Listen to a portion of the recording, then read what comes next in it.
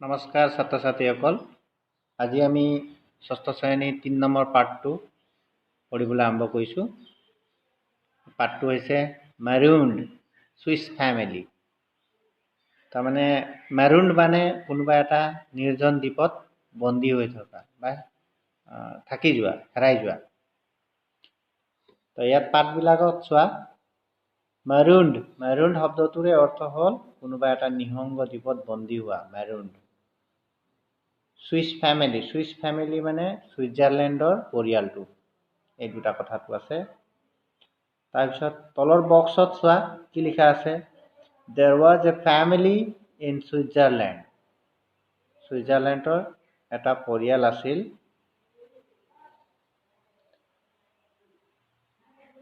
A country that belongs to the western part of Europe. ছুইজাৰলেণ্ডৰ এটা পৰিয়াল আছিল, সেই কাণ্ট্ৰিটো যিটো western part of Europe. Western part of Europe মানে ইউৰোপ মহাদেশৰ পশ্চিমীয়া অংশটো। ইউৰোপ মহাদেশৰ পশ্চিমত থকা অংশ বা ইউৰোপ মহাদেশত থকা এখন ৰাজ্য বা ৰাষ্ট্ৰ হয় ছুইজাৰলেণ্ড। শুনিছা চাগে। They undertook a voyage. তেওঁলোকে এটা যাত্ৰা আৰম্ভ কৰিছিল। undertook a voyage. Traveled by the sea. voyage মানে হ'ল যাত্ৰা, সাগৰীয় পথেদি বা এনে যাত্ৰা কৰাটোকে voyage বুলি কয়। voyage হ'ল traveled by the sea. তেওঁলোকে কিহেদি ভ্ৰমণ কৰিছিল? by the sea. সাগৰীয় পথেদি মানে সাগৰত থকা নাও, ডাঙৰ জাহাজ বা নাৱত তেওঁলোকে ভ্ৰমণটো আৰম্ভ কৰিছিল। তাৰপিছতে by the sea. But unfortunately মানে দুৰ্ভাগ্যক্ৰমে, but unfortunately এইটো চোৱা, unfortunately তেওঁলোকে দুৰ্ভাগ্যক্ৰমে the ship wrecked হৈ গ'ল, ভাঙি গ'ল বা ধুমুহা বা ঢৌত ভাঙি গ'ল। and they were marooned, আৰু তেওঁলোকে marooned হৈ গ'ল। marooned মানে কোনোবা এটা নিৰ্জন দ্বীপত তেওঁলোকে marooned হৈ থাকিব লগা হৈছিলে, বা marooned মানে অকলশৰে নিজানে থাকিব লগা হ'ল। They arrived in an island where they decided to take shelter. তাৰপিছত তেওঁলোকে এটা সৰু দ্বীপ, আইলেণ্ড মানে দ্বীপ এটাত তেওঁলোকে শেল্টাৰ মানে থাকিবলৈ ল'লে। টেক শেল্টাৰ, ডিচাইডেড টু টেক শেল্টাৰ, তেওঁলোকে থাকিবলৈ সিদ্ধান্তটো ল'লে। এইখিনিলৈকে আমি অলপ গম পালোঁ যে কোনোবা এটা ছুইজাৰলেণ্ডৰ কোনোবা এটা পৰিয়াল জাহাজেদি ভ্ৰমণ কৰিবলৈ ওলাই গৈছিলে, কিন্তু তেওঁলোকৰ জাহাজটো ধ্বংস হৈ গ'ল। ধুমুহা, সাগৰীয় যিবিলাক ঢৌ তেনেকুৱা ধ্বংস হৈ গ'ল। তাৰপিছত তেওঁলোকে এটা দ্বীপত থাকিব লগা হৈছিলে, সৰু দ্বীপ এটা।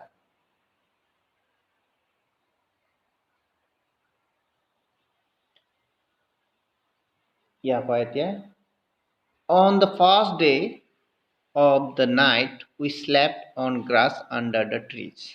লেখকে কৈছে প্ৰথম নিশাটো আমি গ্ৰাছ আণ্ডাৰ দ্য ট্ৰিজ, গছৰ তলৰ ঘাঁহনিতে শুই থাকিলোঁ। তাৰপিছত ইয়াৰ পৰা in the morning our first task was to make a ladder. ৰাতিপুৱা আমাৰ in the morning our first task was to make a ladder. ladder মানে চিৰি, গছত উঠিবলৈ বা এনেকৈ জখলা তেনেকৈ বনাই লোৱাটোক ladder বুলি কোৱা হয়। ইয়াৰ পিছৰ পৰা we had to have a ladder in order to climb into the house that we are going to build in a giant tree. আচলতে we had to have a ladder, আমাক লেডাৰৰ মানে জখলাৰ প্ৰয়োজন আছে, কাৰণ in order to climb into the house, এটা ঘৰ সাজিম আমি, ওখ giant tree, ওখ গছ এজোপাৰ ওপৰত আমি ঘৰ সাজিম। ইয়াৰ পিছত we had plenty of rope, আমাৰ ওচৰত কিন্তু যথেষ্ট ৰছী আছে। but we needed, কিন্তু আমাক প্ৰয়োজন আছে pieces of bamboo, বাঁহৰ টুকুৰা লাগে। to make steps মানে চিৰিৰ যিটো আমি জখলাৰ ভৰি দিবলৈ কাৰণে ষ্টেপছ বনাওঁ, খোজ দিবলৈ কাৰণে of the ladder and some bows and arrows আৰু আমাক কি bows and arrows প্ৰয়োজন আছে কাৰণ অকলহৰে হাবি জংগল নিচিনা ঠাই দ্বীপ এটাত তেওঁলোকে থাকিবলৈ লৈছে গতিকে bows and arrows ধনু কাঁড়ৰো তেওঁলোকৰ প্ৰয়োজন হ'ব এইকেইটা কথা কৈছে লেখকে তাৰ তলৰ প্যাৰাগ্ৰাফটো লৈ চোৱা we found some bamboos আমি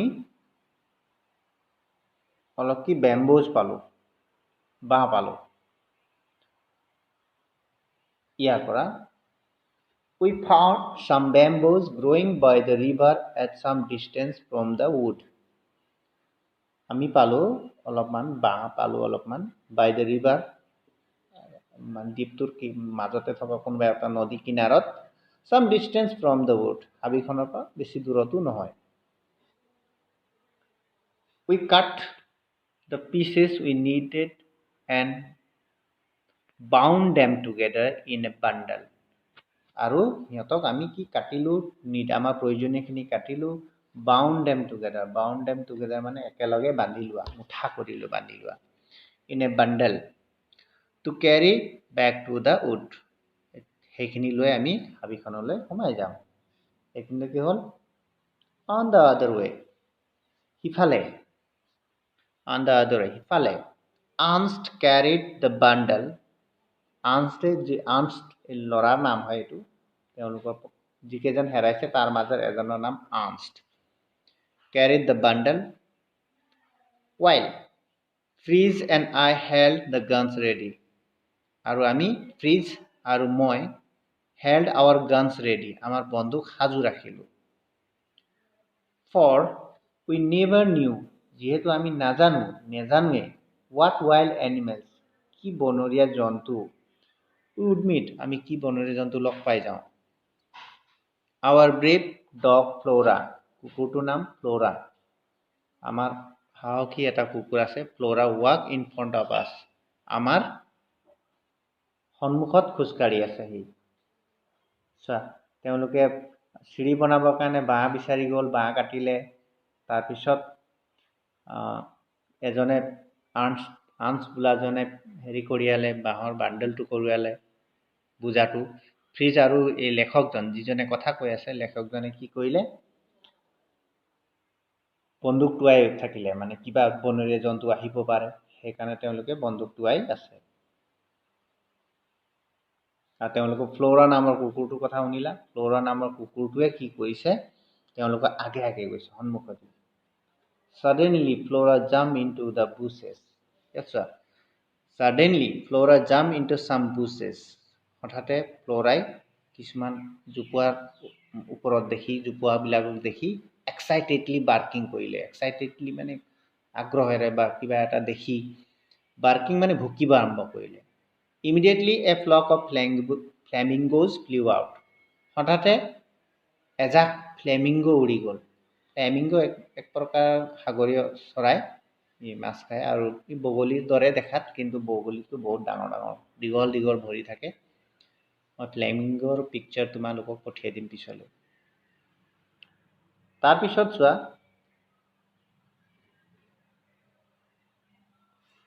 It took as a long time to make the ladder বহুত সময় লাগিলে আমাক ladder মানে এইটো ladderটো সাজিবলৈ but we succeeded in finishing it before nightfall কিন্তু আমি ৰাতি আন্ধাৰ হোৱাৰ আগতে ইয়াক শেষ কৰিবলৈ পাৰিলো succeeded মানে সফল হলো then we had to fix it one of the lower branches of the grand ইয়াত কৈছে এতিয়া আমি এই চিৰিটো কোনোবা এটা গছত তেওঁলোকে ঘৰ সাজিব বিচাৰিছে গছৰ ওপৰত সেইকাৰণে কোনোবা এটা ডালত তেওঁলোকে এইটো ফচাব লাগিব লগাব লাগিব গ্ৰ্যান্ড মানে বহুত ডাঙৰ গছ এজোপা তেওঁলোকে ঠিক কৰিছে গ্ৰ্যান্ড ট্ৰী মানে বহুত ডাঙৰ গছ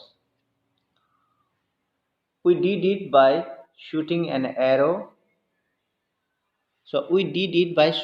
arrow with rope attached to it মানে কাঁড় এটাৰ নেগুৰত মানে ৰছী লগাই ললে তেনেকে কাঁড়ডাল মাৰি দিলে নহয় সেইটো মানে ডাল ওপৰেদি পাৰ হৈ গ'ল তেনেকে ৰছী তেওঁলোকে লগালে over the branch ডালৰ ওপৰেদি The ladder was then pulled up and fixed in a place. তাৰপিছত তেনেকৈ আমি কি কৰিলোঁ, লেডাৰটো আমি ঠিক কৰিব পাৰিলোঁ।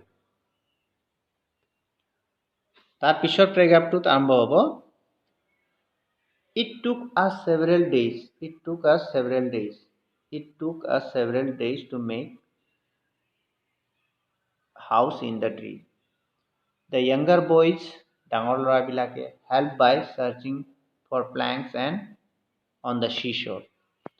The younger boys মানে সৰু সৰু ল'ৰাবিলাকক কিবা কিবি বিচৰাত সহায় বিচৰা হ'ল, তেওঁলোকে সহায় কৰি দিলে। Searching for planks. প্লেংকছ মানে তক্তা, কাঠৰ কিবা কিবি তেনেকুৱা। চিচৰ মানে সাগৰৰ দাঁতি, সাগৰৰ পাৰত তেওঁলোকে বিচৰা আৰম্ভ কৰি দিলে। তাৰপিছত আছে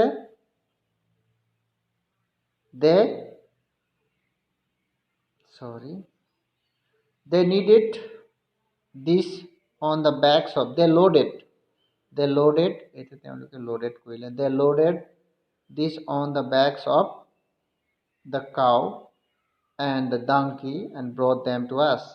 That's why তেওঁলোকে ইয়াত গাই গৰু তেনেকুৱা কিবা কিবি আছে, ডাংকি গাই গৰু আছে আৰু ডাংকি মানে গাধ, তেওঁলোকৰ পিঠিত কঢ়িয়াই তেওঁলোকে লৈ আহিছে। Freeze and I were busy cutting away the branches in the middle of the tree. Freeze আৰু মই গছজোপাৰ মাজত থকা মিডল অফ দ্য ট্ৰী থকা ডালবিলাক আঁতৰাই আছোঁ। মানে ওপৰত তেওঁলোকে ঘৰ এটা সাজিব যে, সেইটো জেগাটো তেওঁলোকে ঠিক কৰি আছে।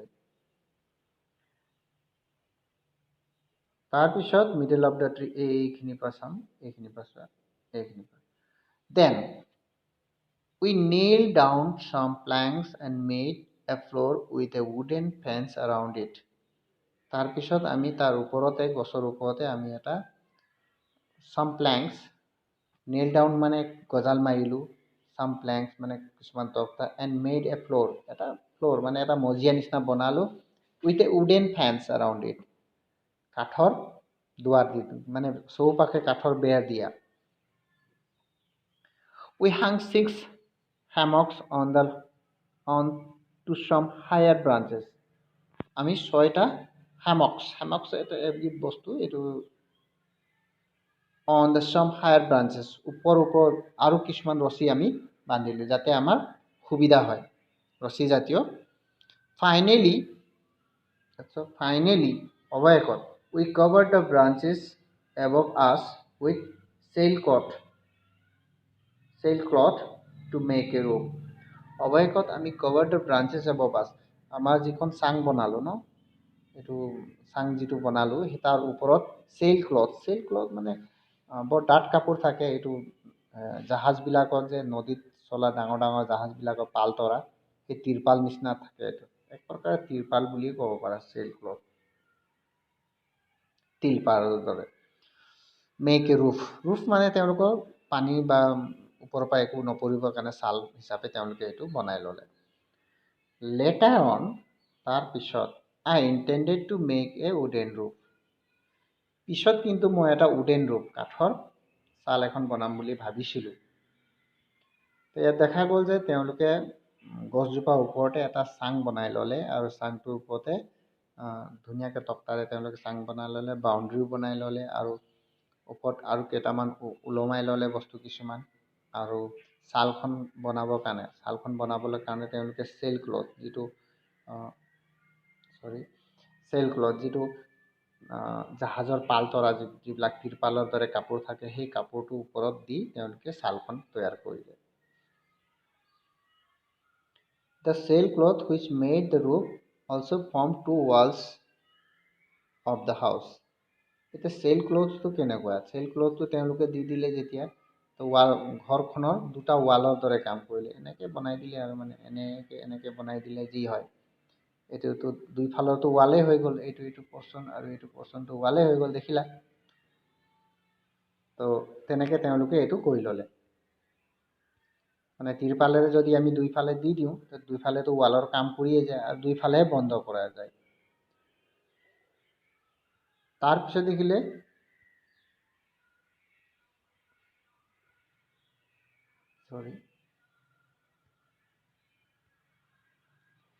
তাৰপিছত দেখিলে the fourth side, it's the fourth side, yes, fourth side মানে চতুৰ্থ ফালটো was left open, একফালে খোলা ৰাখিলে.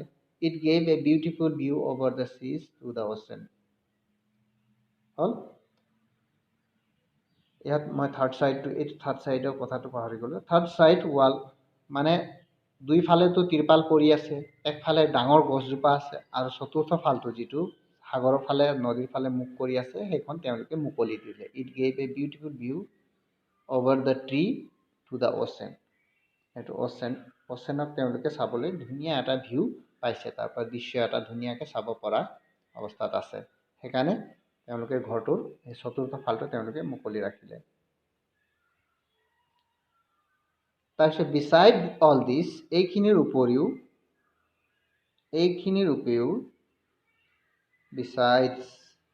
besides মানে তদুপৰি, besides all this I made a table and some branches which I placed at the foot of the tree. ইয়াৰ উপৰিও মই table আৰু বেঞ্চ কিছুমান বনাইছিলোঁ যিটো মই গছজোপাৰ গুৰিত থলোঁ. That was our dining room. সেইটো আমাৰ ডাইনিং ৰুমৰ দৰে কাম কৰিব. By Sunday our home was complete. দেওবাৰে আমাৰ ঘৰ complete হ'ল. So by Sunday our home complete. That day we kept as we always did for prayer, rest and pleasant talk. সেই দিনটো কিন্তু আমি দেওবাৰ দিনটো আমি কিহৰ কাৰণে ৰাখি থওঁ? আমাৰ প্ৰাৰ্থনাৰ কাৰণে, আৰাম কৰিবৰ কাৰণে, and pleasant talk, কথা বতৰা পতা সেইবিলাকৰ কাৰণে আমি সেই দিনটো ৰাখি থওঁ. I think এজনে কৈছে I think it is time for us, yes, I think it is time for us to give a name to our home. I said to my family. মোৰ পৰিয়ালক মই ক'লোঁ এতিয়া আমি আমাৰ ঘৰটোৰ নাম দিব লাগে. And we ought to give names to the other parts of island that we know. তাৰপিছত আমি কিছুমান ঠাইৰো নাম দিব লাগে যিবিলাক আমি অলৰেডি দেখি আহিলোঁ, কাৰণ একেবাৰে নতুন ঠাই, তেওঁলোকৰ কাৰণেও নতুন, মানুহ দুনুহ নথকা ঠাই, গতিকে তেওঁলোকে নিজেই নাম দিব লাগিব. এতিয়া চিন্তা কৰা, think of names that will remind us of our adventures. সেইকাৰণে আমি নামবিলাক চিন্তা কৰিবলৈ আৰম্ভ কৰোঁ যিবিলাকে আমাৰ এই এডভেঞ্চাৰ, ইমান দুঃসাহসিক ঘটনা এটা আমাৰ জীৱনত হৈ গ'ল, সেইটো আমাৰ যাতে সদায় মনত থাকে. A good idea. বহুত ভাল আইডিয়া এইটো. They all agreed. সকলোৱে মানিলে. First of all, I said, what name shall we give to the bay where we landed? প্ৰথমতে আমি ঠিক কৰিম আমি যিটো সাগৰৰ দাঁতিত আমি নামিছিলোঁ বা উঠিছিলোঁ সেইটো নাম দিব লাগে. Let's call it Safety Bay, said my wife, because there the good God brought us to safety. ইয়াক সেফটি বে নাম ৰাখি দিম. সেফটি মানে নিৰাপদ, বে মানে বন্দৰ দেই, নাম দিয়া হ'ব. said my wife, মোৰ ৱাইফে তেনেকৈ ক'লে, মোৰ মানুহজনীয়ে তেনেকৈ ক'লে. because they are the good God brought us to safety. কাৰণ ভগৱানে আমাক নিৰাপদে বা সেফলি আমাক সেইটো স্থানত আমাক মানে উঠিবলৈ জেগা দি দিছিলে. We all agreed the name was an excellent one. আমি সকলোৱে ইমান ধুনীয়া ঘৰ এটাৰ বা ইমান ধুনীয়া নাম এটাত সকলোৱে আমি মানি ল'লোঁ. That place where we found the flamingo should be called Flamingo Marsa, said. য'ত আমি ফ্লেমিংগো চৰাই যে উৰি গৈছিলে ফ্ল'ৰা নামৰ কুকুৰটোৱে ভুকি দিওঁতে, সেইটো নাম ফ্লেমিংগো মাৰ্চা থৈ দিওঁ নেকি বুলি কৈছে.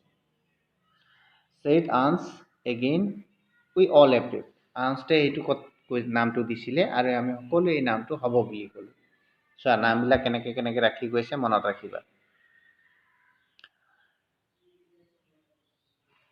Let's call the bridge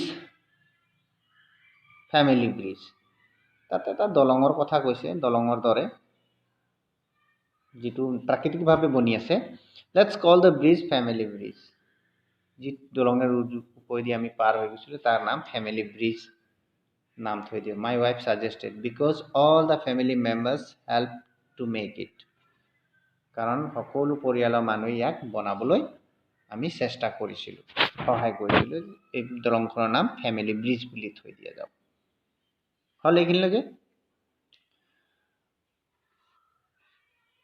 Let's give the name of Cape Disappointed to the place where we looked in vain for sailors, I said. Yes, sir. It's a Cape Disappointed নাম থৈ দিওঁ এখন ঠাই য'ত আমি sailors আমাৰ বন্দৰৰ নাবিকসকল জাহাজৰ নাবিকসকলক বিচাৰি আমি নাপালোঁ যে য'ত আমি বিপত্তিত পৰি য'ত আমি বিপদত পৰিছিলোঁ কেপ ডিসএপয়েন্টেড নাম থৈ দিয়া যাওক প্লেচ য'ত আমি কি কৰিছিলোঁ place where we looked in vain for the sailors I said sailor মানে নাবিকসকলক বিচাৰি আমি নিৰাশ হৈছিলোঁ যে সেইটোৰ নাম কেপ ডিসএপয়েন্টেড থৈ দিয়া যাওক ইয়াৰ পিছত let's call the river jackal river এইটো কি ক'লে চোৱা let's call the river jackal river এই পাৰ্টটোত আমি চাওঁ let's call the river jackal river এই নদীখনক জেকেল ৰিভাৰ নাম থৈ দিম দেই ছেড জেক দেখিছা জেক নামৰটোৱে জেকেল থবলৈ বিচাৰিছে টেঙৰ আছে ইয়াত So far we were in complete agreement. However, we could not agree on the name of our new home. তেনেকে আমি কি আমাৰ নতুন ঠাইৰ নাম দলঙৰ নাম নদীৰ নাম সব দিলে তেওঁলোকে কিন্তু তেওঁলোকৰ নতুন ঘৰটো যিটো বনাইছিলে তাৰ নাম দিয়াত অলপ খেলিমেলি লাগি আছে নতুন নাম ঘৰটোৰ নাম দিব দেই এতিয়া চোৱা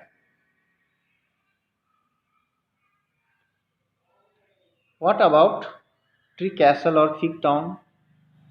Tree Castle বা Fig Town নাম দিলে কেনেকুৱা Tree Castle মানে গছৰ থকা যিটো অট্টালিকা তেনেকুৱা নাম দিবলৈ বিচাৰিছিলে Tree Castle বা Fig Town নাম দিলে কি হ'ব Boys suggested by I did not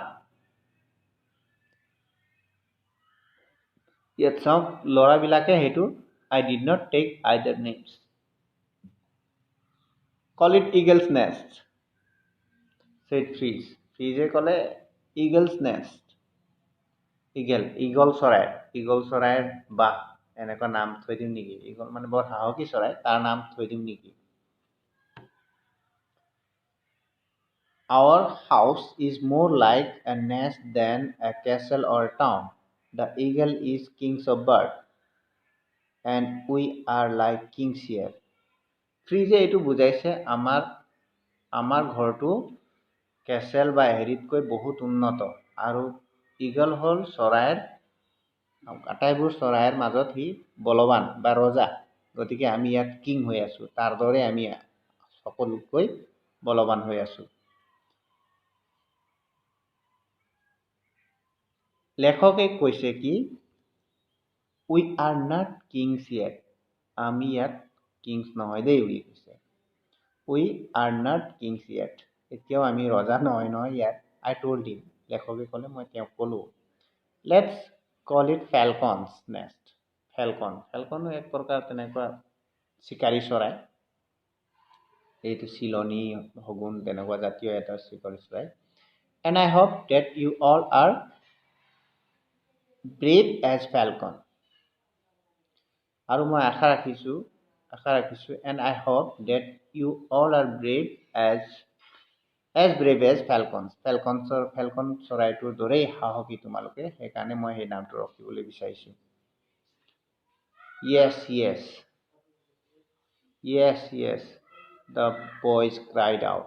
সকলো ল'ৰাই চিঞৰিলে হয় এইটো নামটো মজা হ'ব We shall call it Falcon's Nest. আমি ইয়াক Falcon's Nest বুলিয়ে ক'ম ফেলকনৰ বাহ ফেলকন চৰাইৰ বাহ বুলিয়ে ক'লে মজা হ'ব। গতিকে ইমানখিনিলৈকে লেচনটো আছে। তোমালোকে এইটো ভিডিঅ'টো ভালকৈ চাবা, লাহে লাহে চাবা, প্ৰথমে কিতাপখন মেলি ল'বা, হ'ব। তাৰপিছত ৱৰ্ড নোট আছে, এইবিলাক মই পিছৰ ভিডিঅ'ত বুজাব লাগিব, কাৰণ এইটো ভিডিঅ'তে সকলো সামৰিব নোৱাৰিম, হ'বনে? গতিকে আজিৰ কাৰণে এই ভিডিঅ'টো ইমানতে সমাপ্ত কৰিলোঁ। ধন্যবাদ।